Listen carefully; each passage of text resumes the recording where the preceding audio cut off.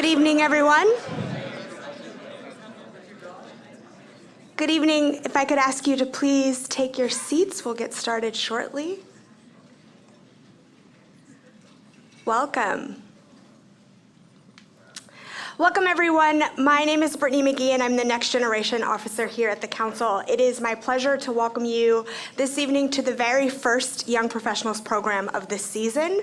We are beyond thrilled to have Ben Rhodes on our platform, and a very special welcome to the University of Chicago Committee on International Relations cohort joining us this evening. Happy to have you here with us as well. A few housekeeping points straight away. Tonight's program is live and on the record, so please silence your phone, but keep them handy as we'll be taking questions through our online survey system, the link to which you can find on the screen on either side of me. Simply type in chi.cnf.io into your device browser and select tonight's program to submit your question for consideration.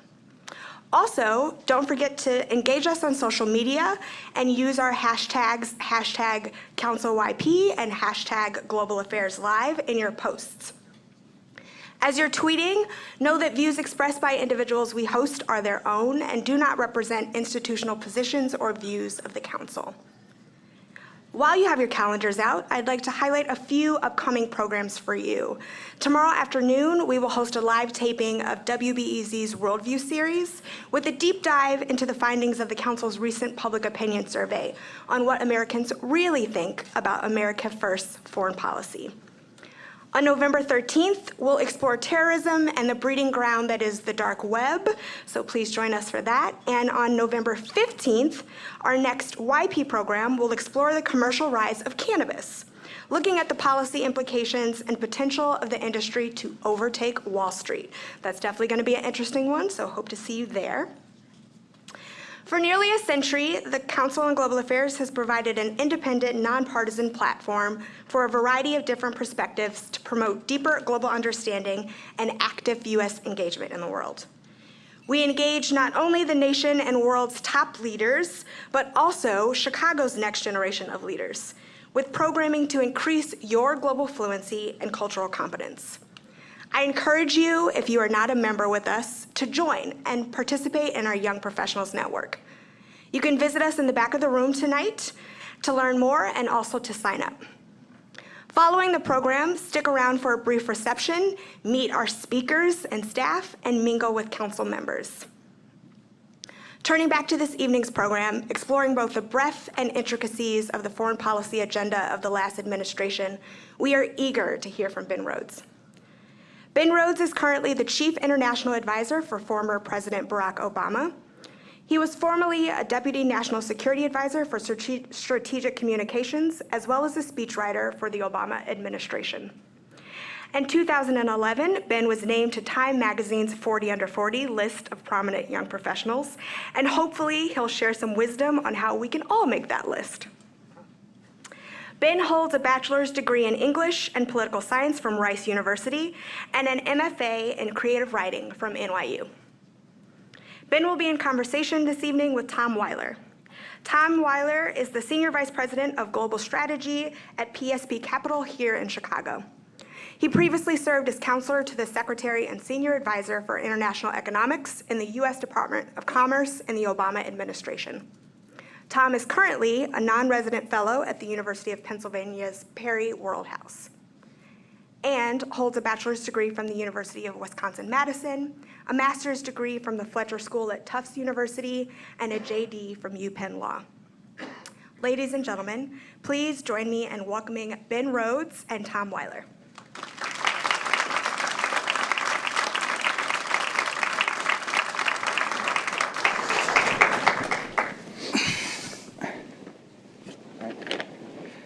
Well, first, everybody, thank you for being here tonight, and Ben, thank you for being in Chicago. I am new to Chicago. I'm new to the city, but you can tell by tonight's crowd that people are pretty interested in global affairs and current events and hearing what you have to say.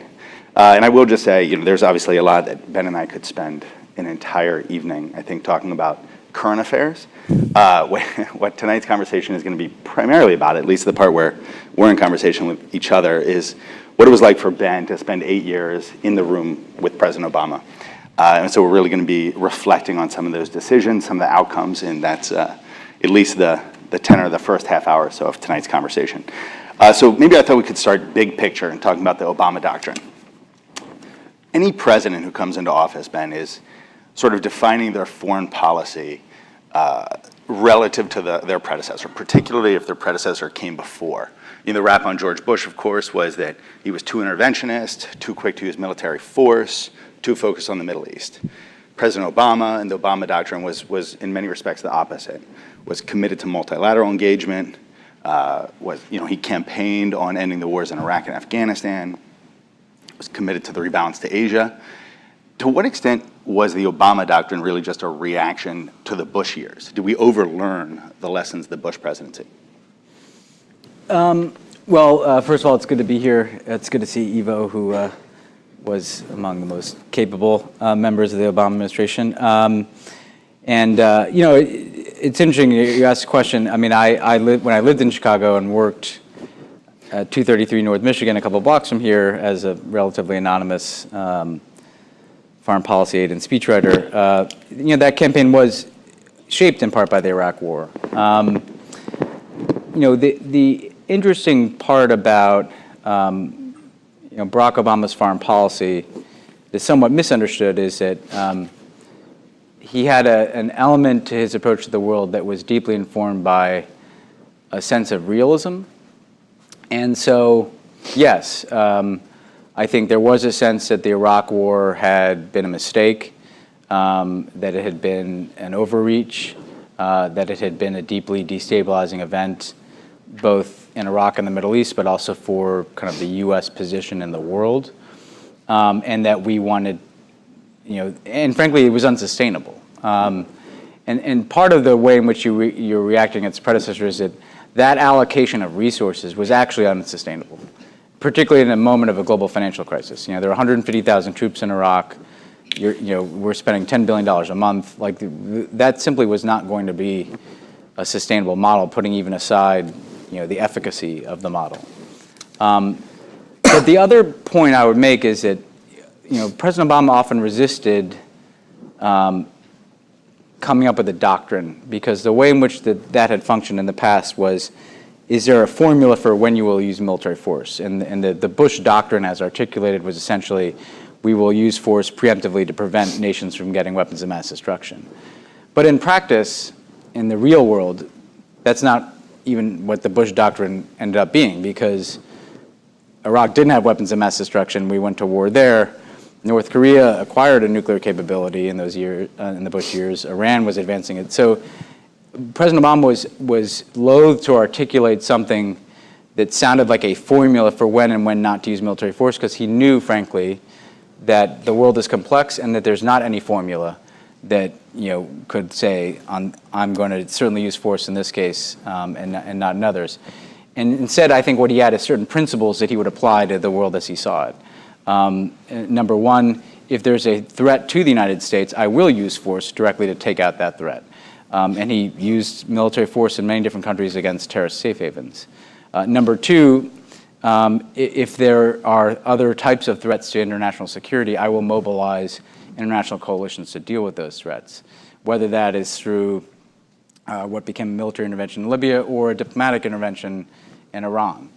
And then number three, that I'm not going to use military force unless the conditions are right and I'm persuaded that it can make a positive difference. And the most controversial place was Syria, where not only did we have a lack of kind of domestic and congressional support for military action, a lack of international support expressed through the UN, but importantly, I think he never felt like there was a military option that he saw that could demonstrably make things better. That we would basically become a party to the conflict without making it better, and that he, as president, did not want to assume the risks in the allocation of resources, absent knowing that we could make things better. So Syria obviously is an interesting one that is still topical today. I think that what you say makes sense, and I think it's a luxury you can have in the White House to stay out of military action if it's not going to make things better, if you believe something is not in the core national security interest of the United States. I think it's fair to say now in retrospect that that assessment about Syria was probably wrong. You just think about what's happened in Europe based on the refugee flows from Syria and sort of the way that the Syrian refugee crisis has empowered right-wing political factions in Europe. So how does this sort of doctrine, for lack of a better way to put it, work if we can't accurately assess in advance whether or not a conflict abroad is or is not going to end up being in our core national security interests? So did we get it wrong in Syria? Look, I think we will be debating and thinking about Syria for the rest of our lives. And I don't think anybody can be satisfied with how things played out on a humanitarian basis, on a geopolitical basis. I will say, though, that it's interesting that the question often, when I get this question, which I will be getting for the rest of my life too, it's always phrased as a military force. In other words, why isn't the question, was it right to call for Assad to go at the time that we did? Or was there not a diplomatic initiative that in 2011 or 2012, could have led to a different outcome? Or what was the nature of our relationship with the other parties in the region who were, and around the world, who were supporting proxies in Syria? I worry about, I mean, to get at the premise of your question, there's this critique of us that we overlearned the lesson of Iraq. I don't know about that. I mean, if the lesson was that we could put 150,000 troops in a country for a decade almost and spend $1 trillion there and not really change the internal politics of that country, I think that's relevant to Syria. Like, I don't know why there is now a kind of post facto presumption that a fairly limited military action by the United States was going to change the internal nature of Syria, that has a similarly polarized sectarian makeup, that had external powers who were vested in keeping Assad in power. I don't think that a military action would have averted necessarily what happened in Europe and even the humanitarian crisis. It could have just, again, made us a party to that conflict. I may be wrong. I think this should be debated. The only thing I would say is that as this is being debated, rightly, the focus shouldn't just be on if we had bombed Syria, things would be different. It should look at the full range of, how do we approach these issues diplomatically before things spiral fully into a civil war. Because there's just not a very good track record of there's a good track record of U.S. military intervention that can accomplish a finite objective, that can take out a terrorist safe haven, that can even take out a dictator. There's not a very good track record of shaping the internal politics of other countries, particularly countries that are in regions that have deep-seated fault lines like the Middle East. The most successful military interventions we've had in recent decades that got at internal issues were in Europe and the Balkans, but that's Europe, where you had the European Union and you had structures in place to kind of absorb the post-conflict situation. So I guess my amendment to this, the debate that should play out over time about the Obama administration Syria policy is, let's not just make it a binary, if we had bombed or not, things would have been different, but let's look at the full range of U.S. policies that might have made a difference at different times. Now, let's stick with Syria for a moment. And I hate to be unoriginal, but I have to ask you about the red line, which I know you're going to get that question also for the rest of your life. The president did a very well-known interview with Jeff Goldberg for The Atlantic a year or so ago, maybe a little over a year ago, where he talked about actually the red line scenario, the red line situation being one of his proudest moments, that he wasn't pushed into a conflict for sort of this amorphous concept of credibility, right? Putting that aside for a second, that specific question of whether or not he should or should not have gone in, and there's also this issue of, in fact, he didn't not attack Syria, he actually went to Congress for authorization. So putting that question aside, a question for you is a communications professional. Was it a mistake for him to say that? Was it a mistake for him to use that language that then distracted from his larger policy goals? I don't necessarily think so for this reason. I will say that a president utters millions of words, and you never know the phrase that is going to be the one that people seize on. In other words, he described the notion of Syria not using chemical weapons in different ways. We will hold you accountable. And he said red line in one press conference, and that kind of became the flashing red light. The one reason, so I do think it suggests that you need to be very careful about how you use language.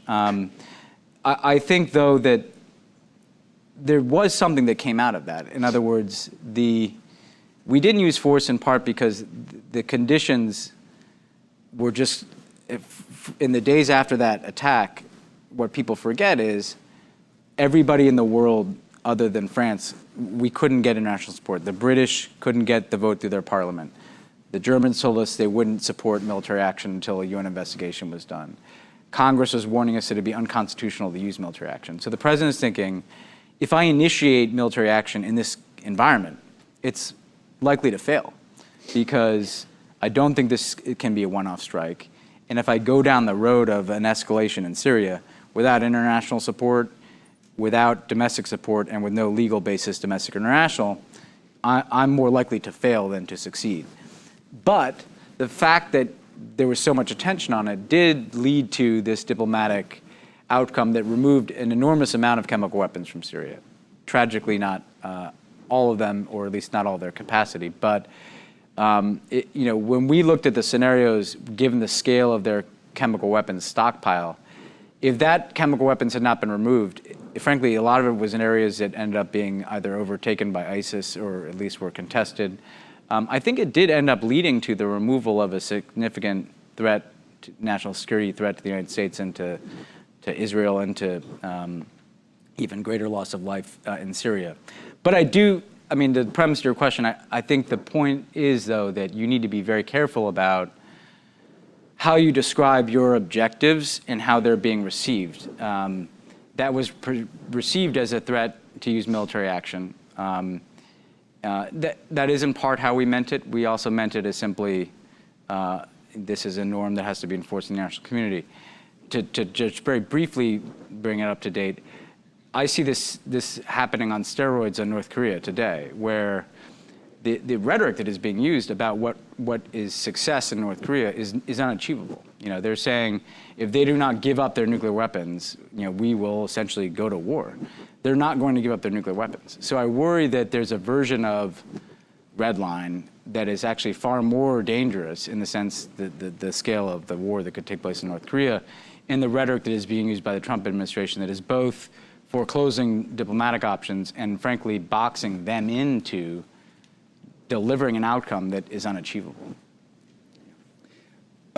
Changing gears for a moment to something that I think is particularly important to you and that we worked on a lot together, Cuba, and the process of normalizing our relationship with Cuba. So after the president was reelected in 2012, you and he started some pretty discreet conversations and you started working on this in earnest. Can you tell us about that? How did it start? How did sort of that process begin? Well, the process really was that if you are in government and national security, you can spend all of your time only working on the things that are coming at you. So we could have come to work every day and only worked on Syria. You have to be deliberate in saying we're going to be affirmative and we're going to look for opportunities around the world. So after he was reelected in 2012, we literally had a meeting where we went around, looked at, where are issues around the world where we can do something affirmatively in the second term to make a difference. And one was changing Cuba policy, which was also about changing our position in Latin America. It was about both opening and changing misguided Cuba policy, but also removing this massive irritant in how the United States is perceived in the Americas writ large.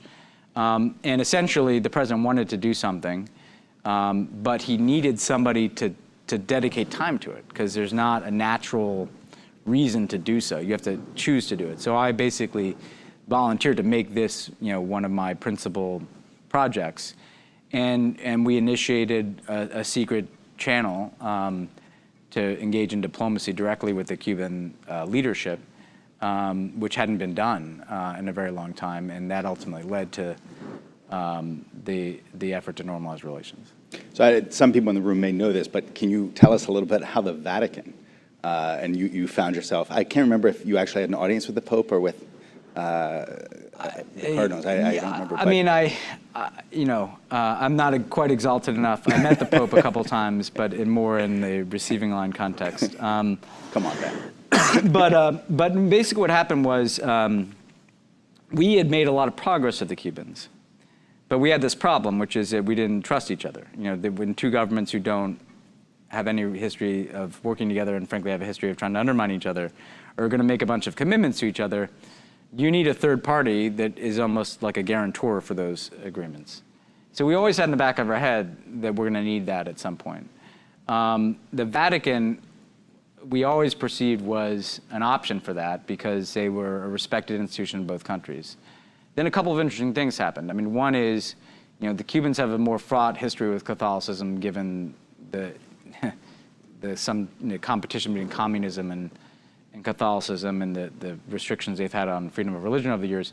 But Pope Francis, being from Latin America, and frankly being someone committed to social justice, was seen as a different figure by the Cubans than I think Pope Benedict would have been.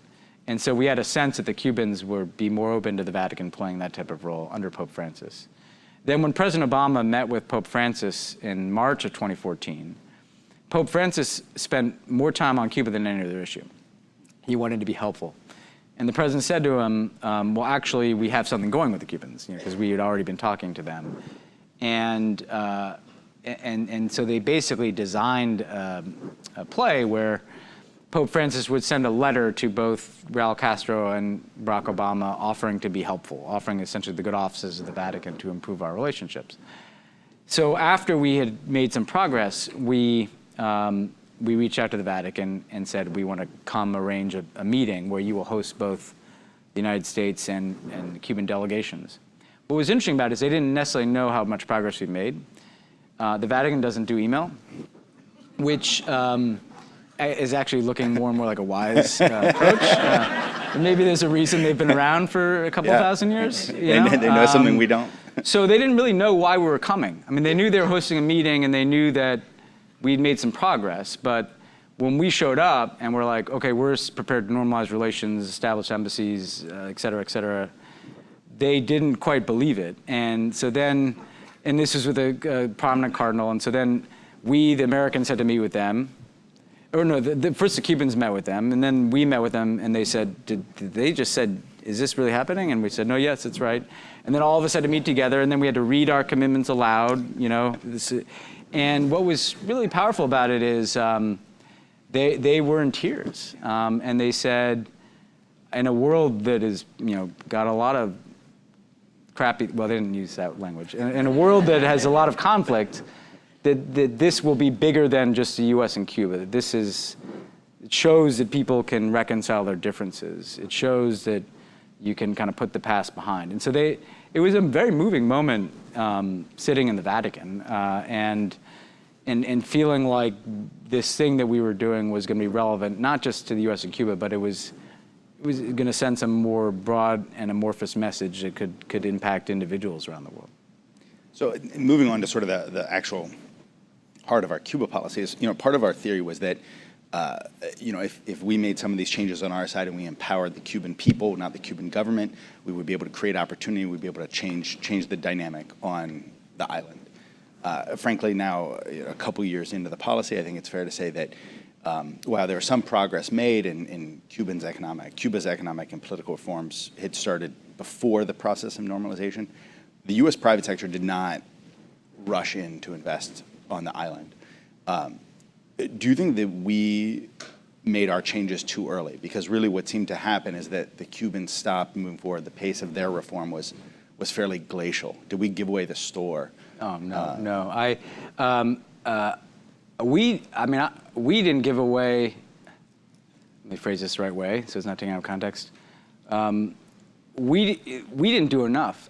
I don't think first of all, I think there was one huge bright spot, which is the private sector, the Cuban private sector, which went from being fairly moribund to over a quarter of self-employed Cubans were, they controlled their own livelihoods. Small business owners, shops, restaurants, people who benefited from remittances from the United States, which was really investment in paladors and other things, travelers from the United States. So that was the bright spot, and that was empowering of Cubans. That is changing Cuba. I mean, Havana, was changing literally month to month if you went down there because of that private sector. On the structural reforms, I feel like when I look back and I wish we'd done more. In other words, I feel like Cuba is a small market, and the things that you and I wanted them to do on currency reform and allowing for foreign direct hiring, there need to be incentives. And the embargo, even with the executive actions we did, they, for instance, remember the amount of time spent on whether they could access the dollar in international financial transactions. If you're a European entity and forget American, and you want to invest in Cuba, but you have to structure the transaction to avoid the dollar, you're not going to do that. If you're the Cubans, what is your incentive to change your economy if you can't even get those contracts because so I actually think that,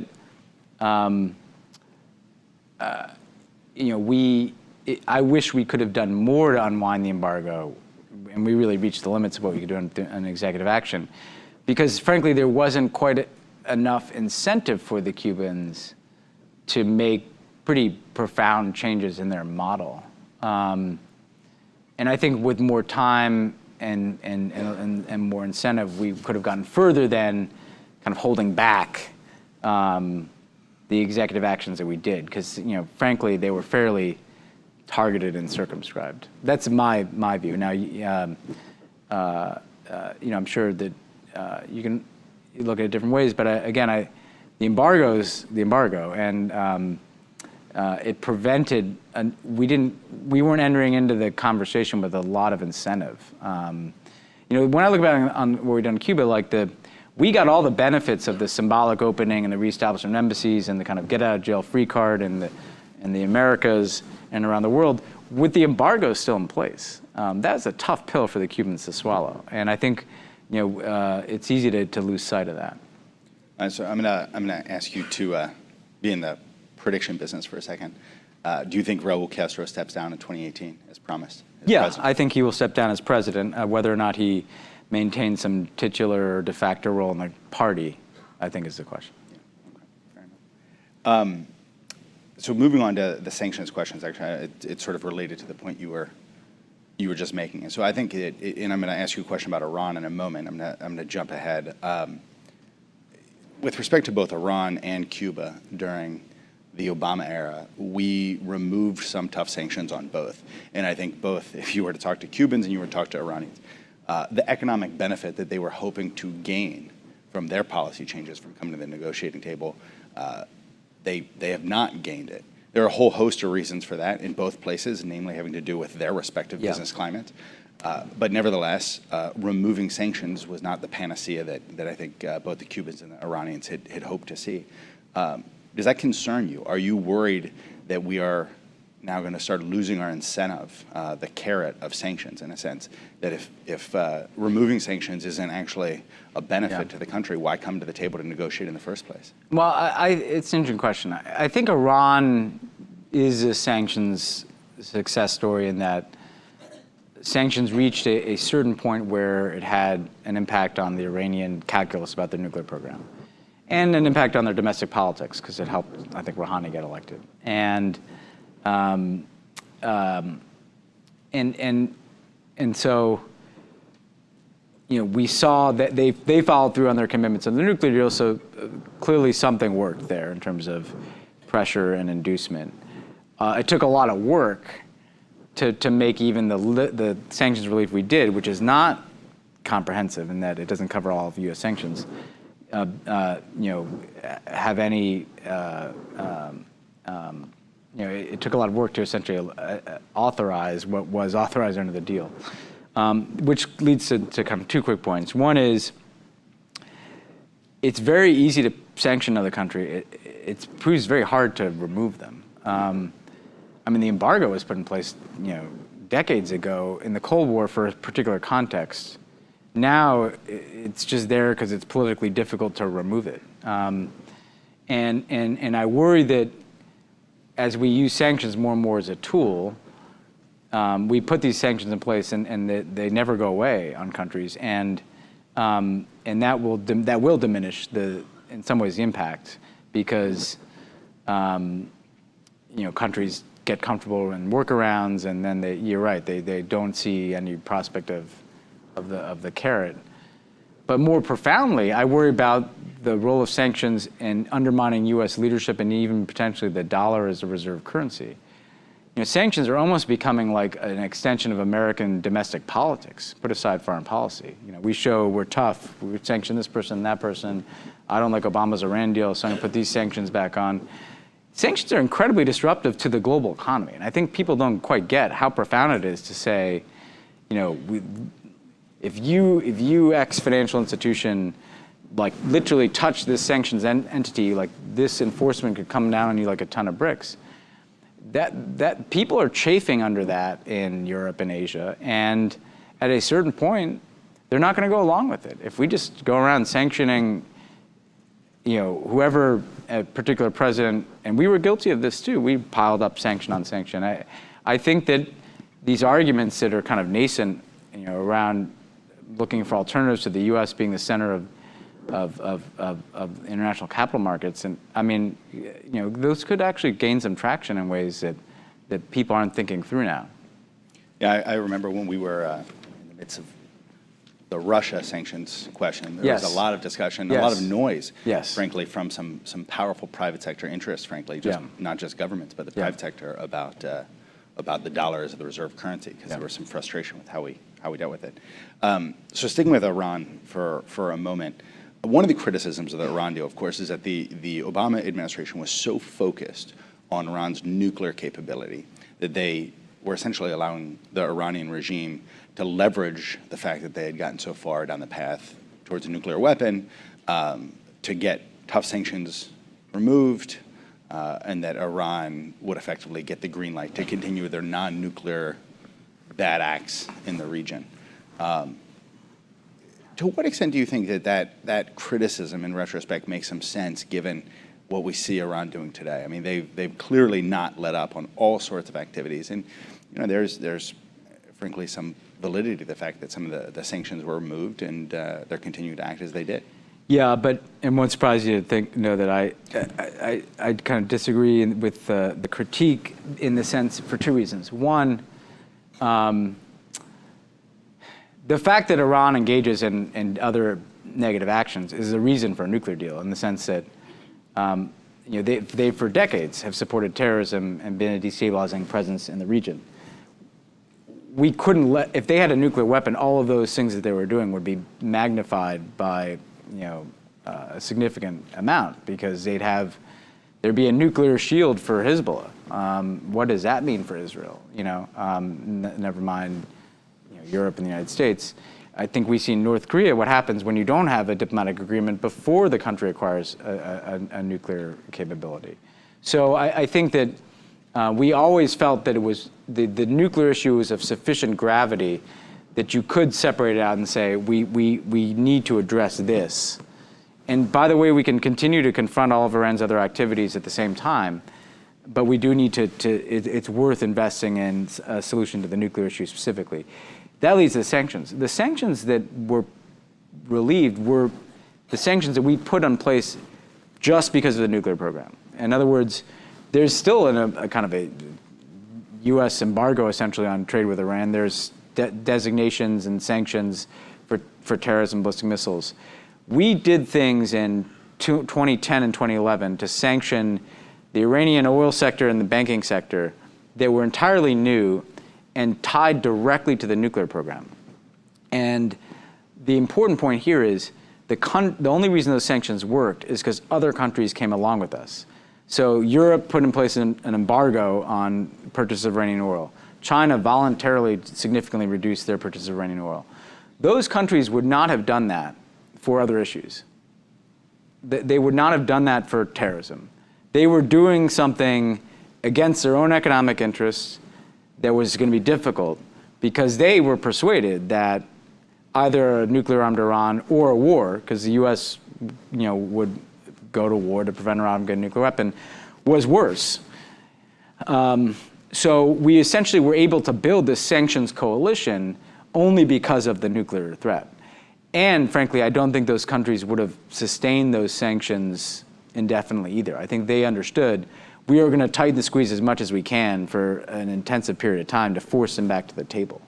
That's why the current approach doesn't make any sense, because they will not go along with Trump if he tries to put new sanctions on. And then what will he do? Because he'll be out of the deal and he won't have the benefit of other countries cooperating with sanctions, so the sanctions won't have an impact. But so there was an interesting dynamic at play, of course, in the sort of against the backdrop of that Iran deal, right? From a president who was very committed to alliances and to multilateral activity. That in the process, in the sort of the pursuit of the Iran deal, we really, I think it's fair to say, choose my words carefully here, hurt our relationship to some extent with two very key allies in the region, the Israelis and the Saudis. That must have been a tough thing to deal with because they took obviously a very different view, that there was some naive belief that a nuclear agreement with Iran would somehow change the nature of the regime and we would have a new friend in the region. Well, on the latter point, that was always the caricature of our policy, even though we said until we were blue in the face that we were doing this for the nuclear reason, not because we thought it was going to lead to happiness and light in the region. I mean, if Iran evolves in a more positive direction over the next 5 or 10 years, okay, that would be good. If they don't, that's all the more reason to have a nuclear deal. I mean, so again, this was about preventing Iran from getting a nuclear weapon, and it had to work on those merits. It was not about a friendship treaty. It was frankly about this is a bad actor, they can have a nuclear weapon. On those relationships with the Saudis, I see right now in this administration the danger of a full embrace of the Saudi worldview. They're a partner of the United States, but we do not have totally aligned interests here. And the war in Yemen is not in our interest, as it's being prosecuted now. A sectarian war across the whole region is not in our interest. I'm sure the Saudis would love it if the United States would remove the Iranian regime. But us fighting a war of that scale, I don't think is in our interest at this point. So I think just because we have common interests with the Saudis doesn't mean that we cannot have differences. I always thought it was a strange dynamic that we seem to face more blowback in Washington from having some difference from Saudi Arabia than Trump faces over having differences with Europe. I mean, who's the allies here? The Europeans are our NATO and treaty allies. And there's a kind of outsized influence that the Gulf states have in the Washington debate that is puzzling to me. So that, I think that is pretty blunt, but I mean, I think there's a danger in a full embrace of a Saudi worldview. That is, again, not to say we don't have shared interests, and we do. And that is not to say that we are more aligned with the Saudis than Iranians, and we should be. They're a partner in a way that Iran is an adversary. But I do think I think we need to have some limits on where our interests end and the Saudis begin on certain issues. With Israel, it's very deeply uncomfortable to be in a different place than the Israeli government. But the fact is that the Israeli prime minister is just a person with a, I always would say it's not a difference with Israel. We had a difference, Barack Obama and Bibi Netanyahu had different orientations to the world. There was a difference with this specific Israeli government over this issue. And what we tried to do is have such a comprehensive dialogue with the Israeli security apparatus, intelligence services, military, that they understood what we were negotiating with the Iranians. I think it is telling that today, yes, Prime Minister Netanyahu is one of the only leaders who supported Trump's decertification, but the Israeli military and security establishment likes this deal in place, even if they don't think it's perfect. Ehud Barak, who's as hawkish on Iran as anybody that we dealt with in the Israeli cabinet, he was defense minister for Bibi for a while, says that they should stay in the deal. So I think that even in Israel, there's a recognition that maybe, if the worst thing we can say about this deal is that elements of it sunset in 10 or 15 years, we'll take the 10 or 15 years. And I think that the difference is, we always had to try to isolate out, this is not a rupture between the US and Israel. This is a disagreement between President Obama and Prime Minister Netanyahu on a particular issue. So I will say one of the fun things about doing this when you're no longer in office is that you can be blunt. So thank you for being blunt. Okay, the Obama foreign policy report card. Now that, again, the president is out of office, there were some really, I think, truly historic accomplishments. The Paris Accords, the Iran nuclear deal, the Cuba agreement. Again, I mean, irrespective of your point of view, they were major foreign policy accomplishments. TPP, unfortunately. Well, I was gonna get to the things that were left undone. Russia's invasion of Crimea and meddling in Ukraine, the Chinese aggression in the South China Sea, the rise of ISIS, the Syrian civil war, North Korea, the failure of TPP, which is a tough one for me to talk about publicly. And of course, you get emotional about triggers. I do, I still do. And of course, obviously. Amazing how an acronym can evoke so much emotion. Yeah, who would have thought? Yeah. And of course, obviously, related to the email point, Russia's meddling in our election. So there's some things that weigh on both sides. So I guess what I would say is what grade do you give Obama's foreign policy? And looking back, what would you have done differently? I will avoid the grade. Come on, we're out of office. Well, because no answer I give would be the right answer.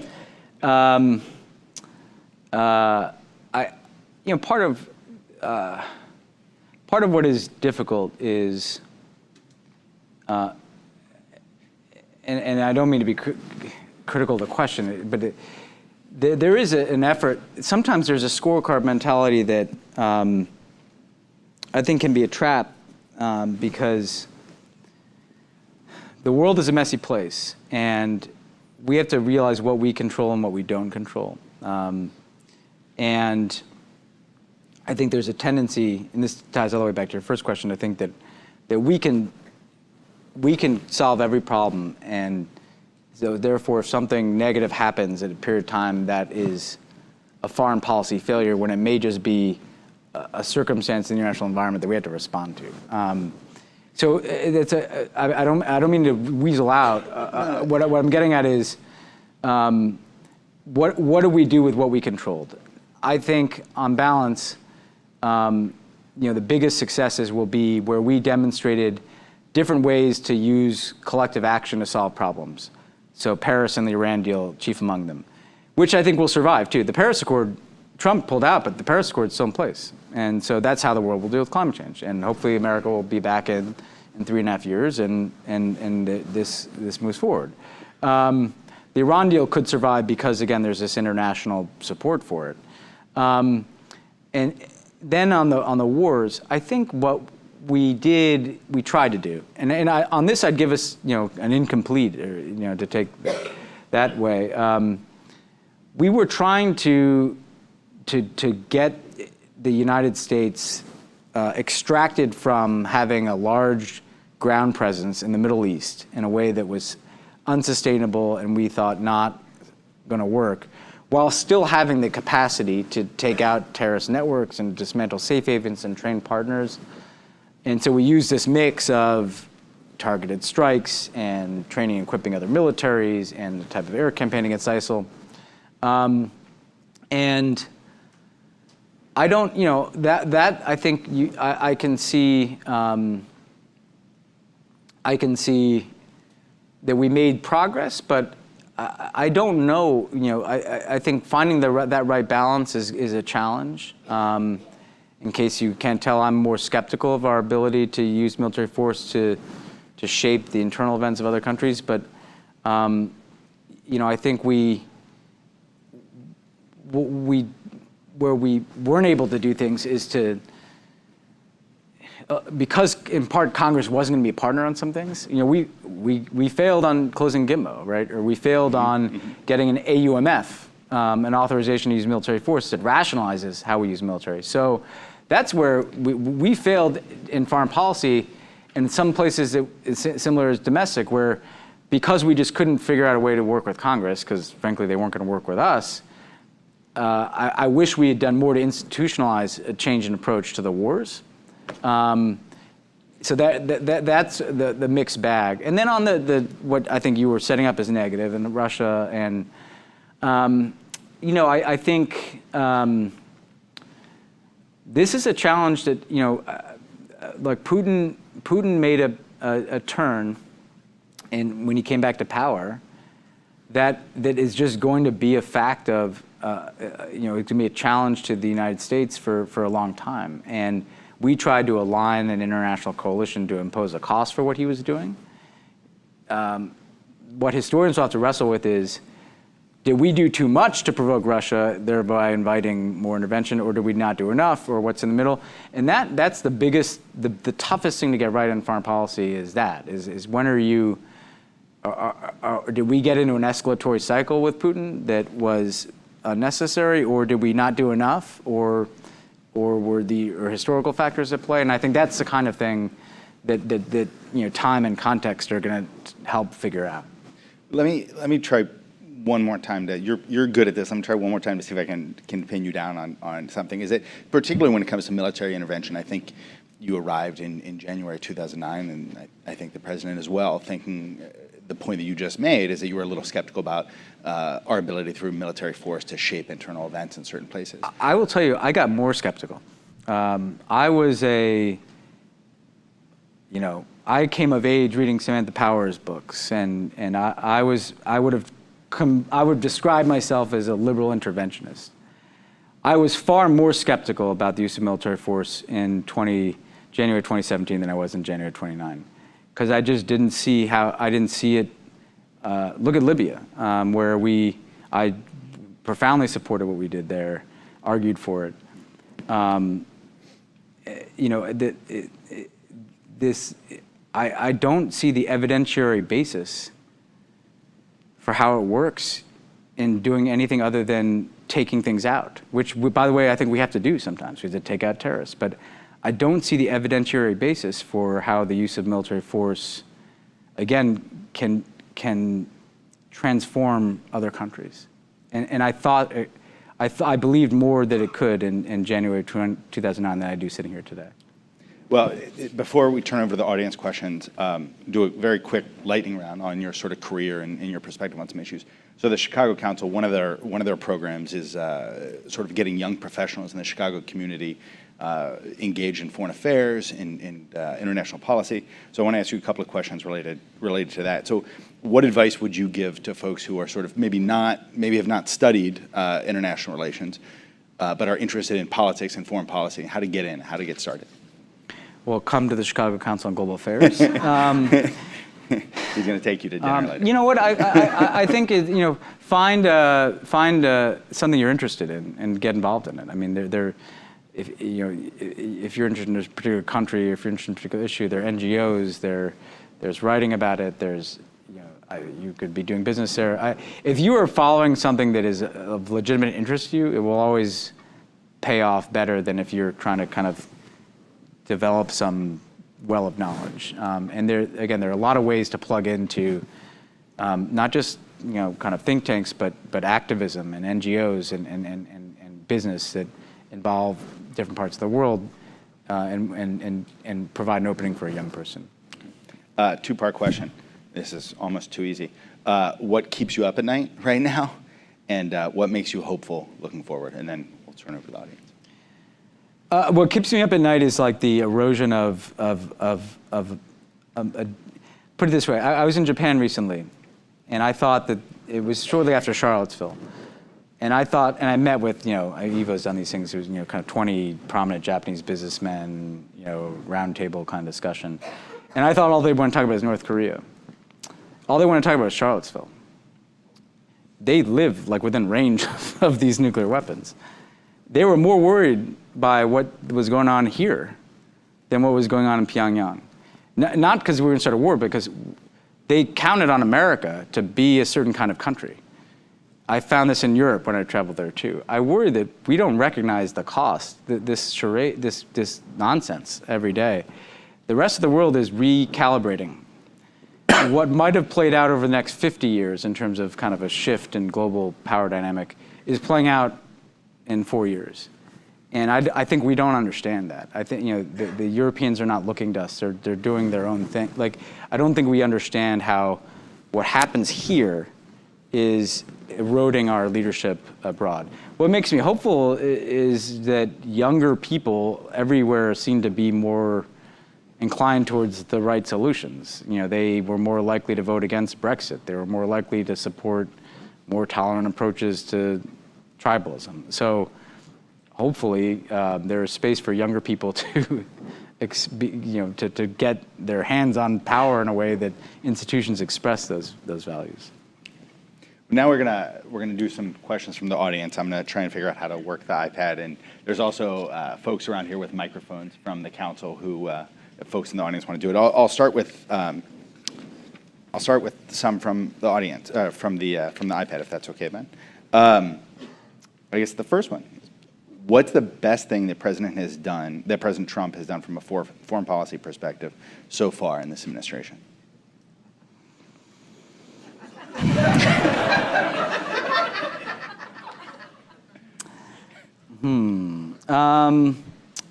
Well, look. It's hard to be clean. I mean, there has been significant progress against ISIS. Now, like they basically continued. We were halfway through a Mosul operation that continued. There was great progress in Raqqa. That's a good thing. The caveat is that civilian casualties have been increased, and I worry about openings that could provide for some regeneration of terrorist grievance and sectarian politics. So that's a mixed record. But again, I think if you look at the people who look to Mattis and McMaster as these, I think there's a limit on what presidents make decisions.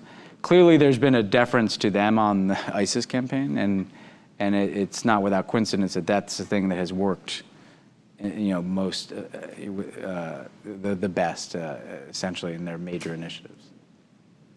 Anybody in the audience? Why don't maybe we'll start up here with this gentleman. See if we can get him a mic. Could you tell us what the Obama administration was seeing in Myanmar as events unfolded, and did you or could you have anticipated the level of violence taking place against this minority right now? No, absolutely. And actually, I had a long conversation about this before I came in. We absolutely, there was the amount of effort it took to keep that from happening was a constant effort for years. I mean, the conditions have been tragically in place for a humanitarian crisis in Rakhine State of far greater scale than we confronted while we were in office the whole time. And because inside of Myanmar there was no constituency for the Rohingya, it took international attention and involvement to prevent bad things from happening. It took foreign ambassadors traveling to Rakhine State, international NGOs being present. When there were flare-ups, the United States working through the UN or with ASEAN to convene and spotlight and try to avert what we are seeing today. So it was a constant struggle. And again, there's no substitute for kind of US-led efforts within the international system and the regional architecture in different parts of the world, in this case Southeast Asia, to avert a powder keg blowing like this. And unfortunately, this is just a horrific humanitarian crisis where yes, these conditions have been in place for a long time, and absent some again, the part of the tragedy is that it is not as if the Burmese military that is doing this feels any public pressure from within the country to not be doing this. In fact, they, I think, probably feel like this is something that is broadly accepted inside of Myanmar. And again, that is all the more reason that, you know, there needs to be a constant effort by the United States and the international community to fill the gaps in the international order where there's not an indigenous solution. But I mean, I think through sustained diplomatic efforts, engagement, leveraging of international institutions. And unfortunately right now, that's going to have to be focused on the humanitarian crisis and the challenge that Bangladesh and other countries face, and principally in helping the Rohingya people who've suffered. Let me take another one from the audience. But there's, I think, a mic coming. Without the mic, it won't be caught on the live stream. I'm from the University of Chicago. I wanted to ask something about strategic communications. So was there a difference in the way you would frame the rhetoric when you would address the diplomatic community on one hand vis-a-vis the public at home or the public abroad, especially when it came to interventionist strategies? How was your strategy different for each of these groups? Yeah, no, it's a great question. The short answer is that what you learn very quickly when you're in government for the United States is that you can't speak differently because anything you say is going to be consumed in an alternative media environment. So, you know, you think you may be talking to, say, the press in a foreign country, but that snippet can be thrown into the U.S. media and consumed a certain way, or you think you can just be talking on, you know, cable news to a U.S. audience. That's going to be consumed in the Middle East. So you have to be mindful from a strategic communication standpoint that in the 21st century with social media, there is no segmentation of audience. You're constantly speaking to a global audience. The only distinction I would make is that there are certain issues that, frankly, there's a language around them. You know, the way in which our position on the senkakus is consumed in East Asia is far different than how it's consumed here. So there's a certain language that goes into how the U.S. makes its views known on issues around the world, and you have to be exceedingly careful because any discrepancy. I mean, that's what's so strange about watching the Trump administration is that the amount of we wouldn't change a phrasing about how we talked about North Korea without talking to the Japanese and the South Koreans first. That was kind of the world that I lived in for 8 years. And now it's like I wake up and we look at Twitter and we're like locked and loaded and fire and fury. And so that care of language, you know, I think is another change. And you know, basically the US cable, the Fox and Friends audience is the global audience, which is a very strange thing to watch happen.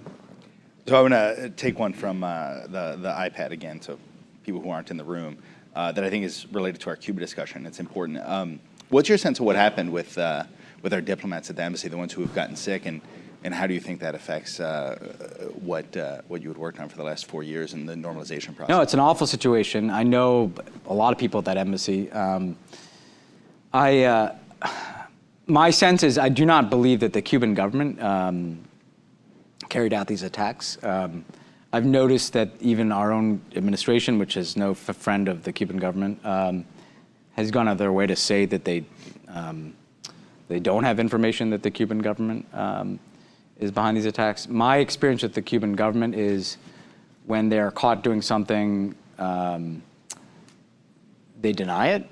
They have not done that here. They've said, you know, come down, investigate. So, but clearly somebody is doing this, and somebody's doing this because they want to break the U.S.-Cuba relationship. That's clearly the motivation behind these attacks.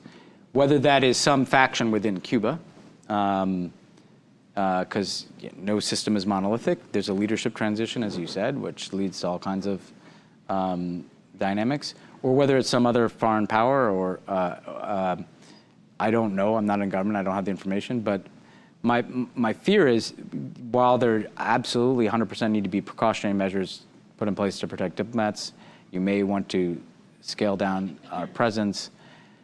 They've gone well beyond, I think, what is necessary.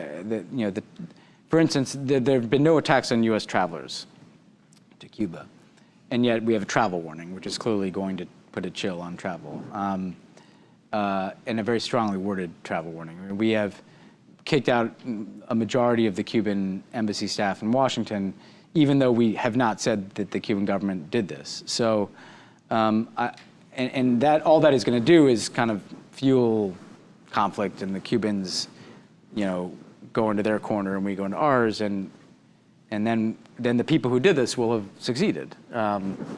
So I wish that the focus was on investigating it and figuring out the cause and culprit, and not on kind of it being a predicate for rolling back the relationship. I'll take one more from the audience, from people in the room. Is there anybody in the back? Yeah. As I understand, you were one of the advocates for sort of abandoning Mubarak during the Arab Spring. Did you anticipate the Muslim Brotherhood coming to power, or did you foresee them being in power longer than the 8 months that they were there? I think Mohammed Morsi was sort of a foregone conclusion in a lot of circles in the United States that he would be deposed as well. Could you just talk through the calculus you went through during that time? No, well, so you asked for a report card. It's funny, Egypt is a place where I think we could have done better, because we had leverage in Egypt. Syria, part of the challenge is that, we're not, the Russians were the ones who had a relationship, who had the military relationship, and the Iranians, obviously.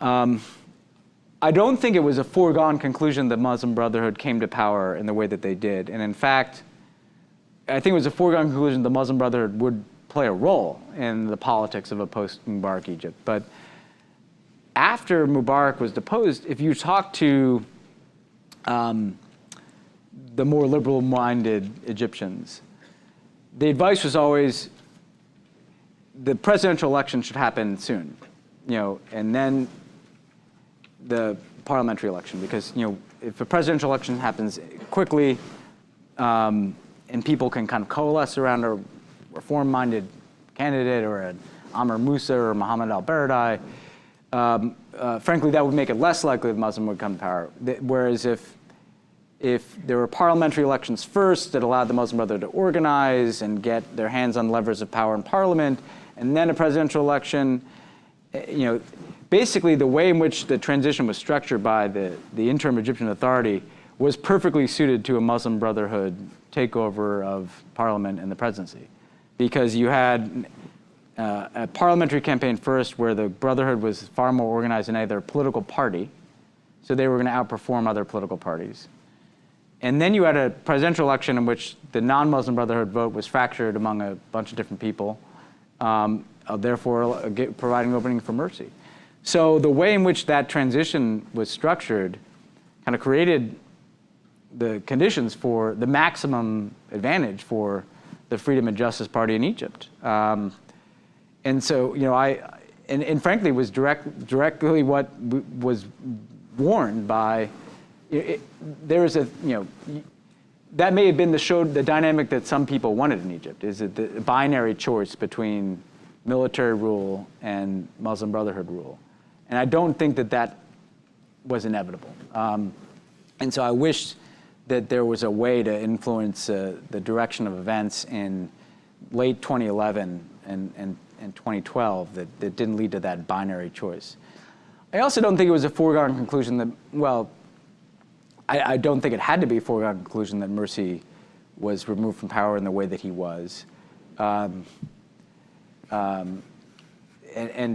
here too, I think people, to come back to the Saudi and Emirati discussion, they played a role in that in a way that was not fully, digested or debated. Again, it was striking to me that you essentially have a removal of someone from power, financed in a way, and that was kind of not. I don't know. when I look back at Egypt, that's a story that I wish had a different ending.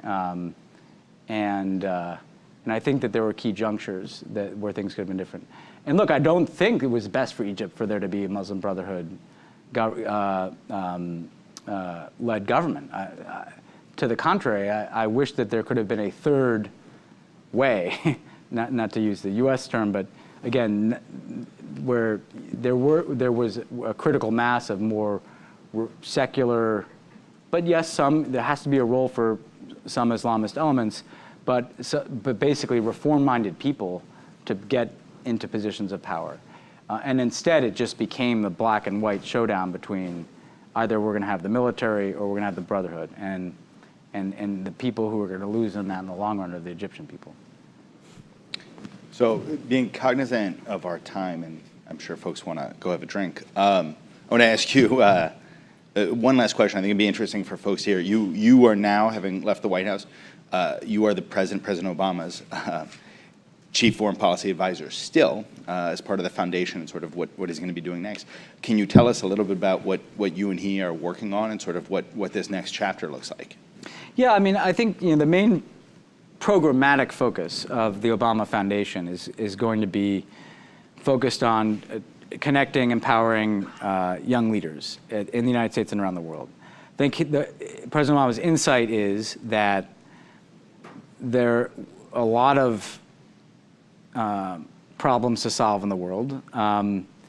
We know the solutions to a lot of the problems, right? We know how to confront climate change. We know how to feed people. We know how to promote development. We even know a thing or two about, resolving conflict. But the common thread is that you need leadership. You need people who are organized and emboldened and empowered to make change in their communities, in their countries. And so what we are going to be building essentially are programs that connect young leaders across regions, give them access to one another, give them resources, give them mentorship, give them opportunities potentially to come to the United States, participant institutions here, so that we're building a community of thousands and tens of thousands and hundreds of thousands of young leaders who are connected to each other digitally and sometimes in person in ways that will be empowering, so that they can make a difference. So that we're helping the person who's an advocate for girls' education so that they can go back and build schools. Or we're helping the person who wants to find off-grid energy solutions in Africa so they can help combat climate change while empowering their communities.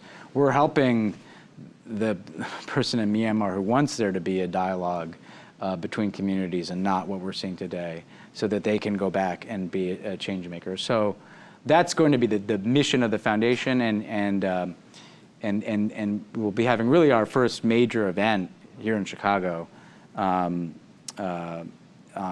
the end of this month, that bring together young leaders from around the world. Well, Ben, thank you very much. Thank you for coming to Chicago, and thank you for doing this tonight. This was terrific. Great. Thanks. Thank you.